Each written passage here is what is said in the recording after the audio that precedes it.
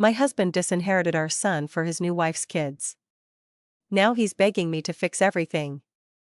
I am a 48-year-old woman, and when the lawyer slid the final version of the will across the table, I felt like someone had swapped my life for a stranger's. My son, Michael, sat beside me with his hands clenched so tight his knuckles were white. My ex-husband, David, sat across from us, his new wife, Caroline, perched on the edge of her chair like a queen at a ceremony she'd orchestrated. The lawyer's voice was calm and precise, reading out the document line by line, every sentence sounding like a door closing. David had decided to leave nearly everything, our house, his business shares, his savings, to Caroline's 2 teenage children, Lily and Noah. To our son? A single savings account, a fraction of what he deserved, labeled for educational expenses only. It was like watching him erase Michael in real time. Michael stared at his father, face pale, eyes wide, waiting for an explanation that never came. Caroline didn't even glance at him. I didn't speak. My throat was too tight, my rage too raw. When the meeting ended, Michael walked out before anyone could stop him. I stayed just long enough to sign my copy of the document, my signature trembling on the page. David wouldn't even meet my eyes. Caroline looked victorious, her smile small and sharp. The moment the door closed behind me, memories came rushing back. David and I had built everything from nothing. In our 20s, we worked 2 jobs each to save for a down payment. When Michael was born, we couldn't afford daycare, so I quit my job and stayed home while David grew his company. I told myself it was a partnership, my sacrifice was part of our shared future. For years, we were a team. We scrimped and hustled and celebrated every small win. Then, when Michael was 12, David started traveling more. Late-night calls turned into business trips that always seemed to run long. When I finally confronted him, he admitted he'd been seeing someone else. That someone turned out to be Caroline. The divorce was brutal, but I fought to keep things stable for Michael. David moved out and promised to stay involved. He swore he'd always put Michael first, and for a while, it seemed like he meant it. He showed up to soccer games, came to parent-teacher conferences, even spent holidays with us, insisting we were still a family, just in a different shape. Then Caroline and her kids entered the picture. Suddenly, every plan revolved around them. Michael's weekends with his dad were cut short or cancelled entirely. Whenever Michael complained, David would tell him to be flexible and make an effort to get along. I watched my son try. He smiled through awkward dinners and endured Caroline's passive-aggressive comments about blending families. But no matter what he did, he was treated like an outsider in his father's new life. I tried to keep my anger quiet for Michael's sake, but inside, I was seething. When David married Caroline, I saw the shift happen in real time. The photos from the wedding didn't even include Michael. My son wasn't just sidelined, he was being erased. When the topic of inheritance first came up a year ago, David assured me Michael would be taken care of. He said Caroline's kids had their own father's estate and didn't need his money. I believed him because I wanted to. Now, sitting in that lawyer's office, I realized how naive I'd been. That night, Michael came home and locked himself in his room. I stood outside his door, listening to the silence on the other side, my heart breaking. When he finally emerged, his face was a mask of calm rage. He told me he didn't care about the money, that it wasn't about that. It was about what it meant, that his father had chosen someone else's children over him. I wanted to promise him it would all work out, but I couldn't. I just held him and let him shake in my arms. The next day, I went to David's house to confront him. Caroline opened the door, smug and unbothered. She didn't even invite me in. She stood there like a gatekeeper, telling me David was busy and that we all needed to accept this new reality. I didn't raise my voice. I didn't give her the satisfaction.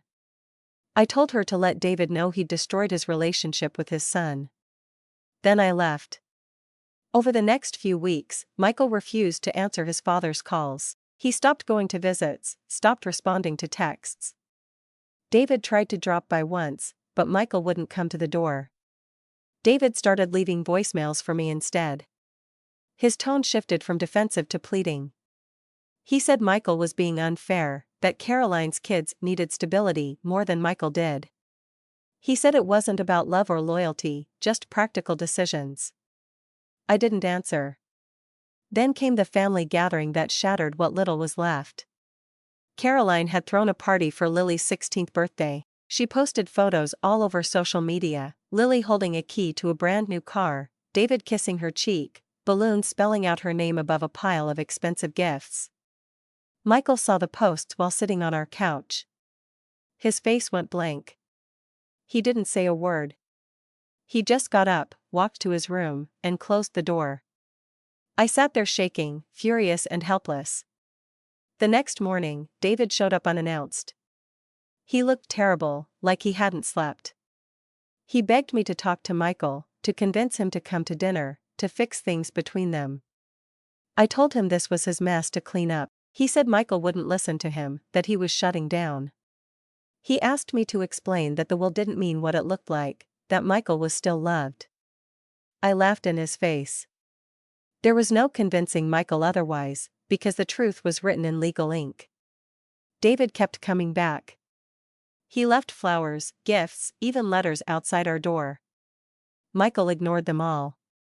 Meanwhile, rumors started spreading among our extended family.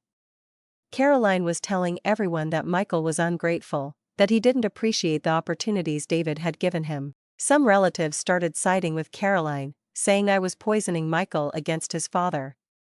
The final blow came when my own mother called to say she'd heard Michael had stormed out of a dinner at David's house and disrespected Caroline in front of her kids. None of it was true. Michael hadn't been there at all. I realized then that Caroline wasn't just taking Michael's inheritance, she was taking his reputation too. I knew what I had to do. It wasn't about the money anymore.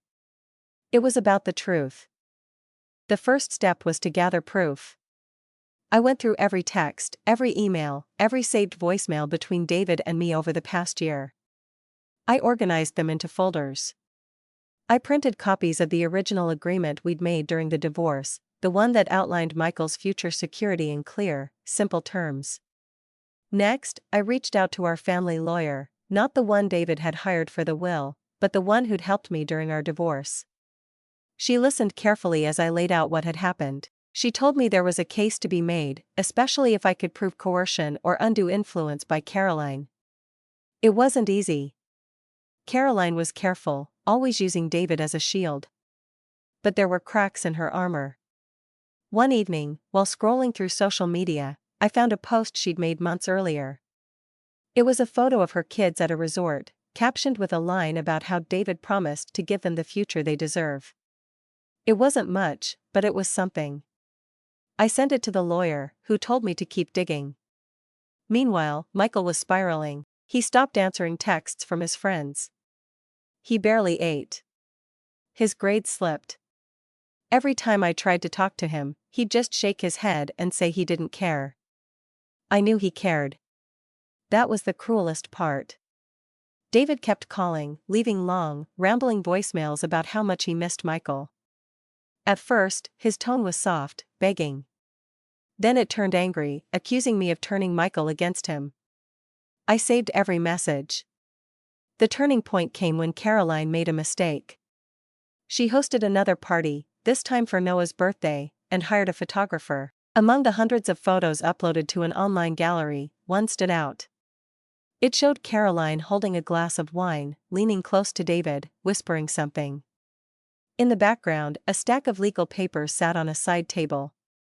The photographer had caught the top page clearly enough to read a single line, transfer of shares. I downloaded the photo before Caroline could delete it. It was proof she'd been involved in David's business dealings, proof she'd been orchestrating more than just birthday parties. I sent it to my lawyer. She nearly shouted when she saw it. It was the missing link we needed to prove Caroline had a direct hand in influencing David's decisions. We filed a formal challenge to the will. When David was served the papers, he showed up at my door again, this time pale and shaking. He begged me to stop, said the challenge would ruin him financially, that it would embarrass the entire family. I told him to talk to Caroline. He said she was furious, that she'd threatened to leave if he didn't handle me. He begged me to think of Michael, to imagine how hurt he'd be by the public spectacle. The irony nearly broke me. For weeks, there were tense meetings, negotiations, and threats. Caroline stayed silent through it all, hiding behind David like always. Finally, just before the case was set to go before a judge, David caved. He agreed to reinstate Michael as the primary heir to his original share of the estate, exactly as outlined in our divorce agreement. The relief on Michael's face when I told him was something I'll never forget. He didn't cry. He just sat very still, as if waiting to see if it was real. But even with the legal battle won, the damage was done. Michael still refuses to see his father. David calls, texts, sends gifts, but Michael ignores them all. Caroline has gone quiet on social media, but the rumors she spread about Michael linger. Some relatives still look at him with suspicion, their minds poisoned by her lies. Last week, David showed up one final time. He stood in my doorway, shoulders slumped, and asked me to help him fix things with Michael. I told him he'd made his choice when he signed that will. He looked like a man finally realizing that some consequences can't be undone. Now I sit at our kitchen table, watching Michael study for his exams, and I wonder how many scars this will leave on him. I can't protect him from all of it. But I can make sure he knows this truth: he was always worth fighting for, even when his own father couldn't see it. As for David and Caroline, they can live with the world they built, a world where love has a price tag and loyalty is negotiable. I won't fix it for them. I won't save them from themselves.